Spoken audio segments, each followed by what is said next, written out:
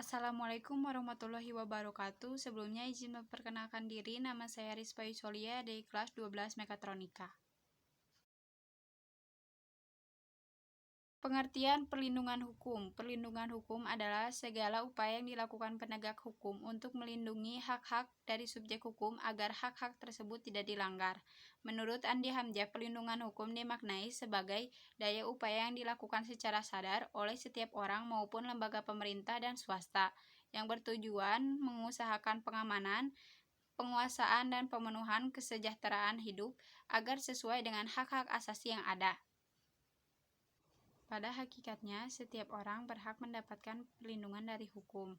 Oleh karena itu, terdapat banyak macam perlindungan hukum. Dari sekian banyaknya macam dan jenis perlindungan hukum, terdapat beberapa di antaranya, seperti perlindungan hukum terhadap konsumen. Perlindungan hukum terhadap konsumen diatur dalam Undang-Undang RI Nomor 8 Tahun 1999 tentang Perlindungan Konsumen.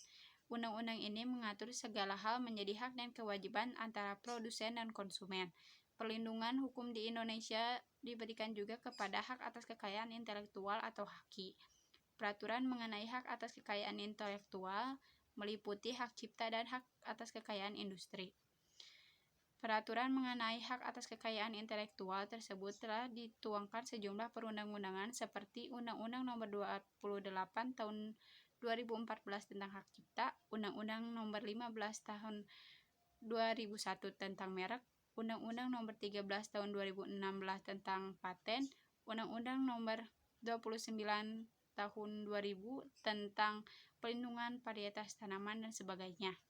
Perlindungan hukum diberikan juga kepada tersangka sebagai pihak yang diduga telah melakukan pelanggaran hukum.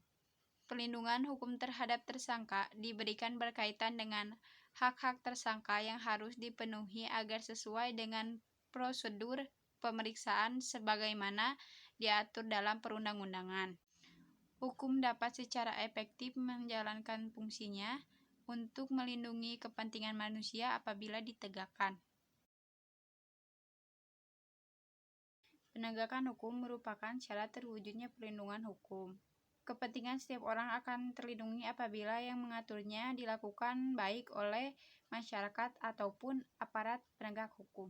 Perlindungan dan penegakan hukum sangat penting dilakukan karena dapat mewujudkan hal-hal sebagai berikut. 1.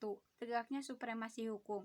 Dengan tegaknya supremasi hukum, maka hukum memiliki kekuasaan yang besar dalam mengatur tindakan manusia. 2. Tegaknya keadilan. Hukum memberikan keadilan untuk melindungi hak setiap warga negara tanpa memandang ras, agama, status maupun jabatan subjek hukum. Selama subjek hukum berhak, maka hukum akan tetap melindungi hak tersebut. 3. Mewujudkan perdamaian.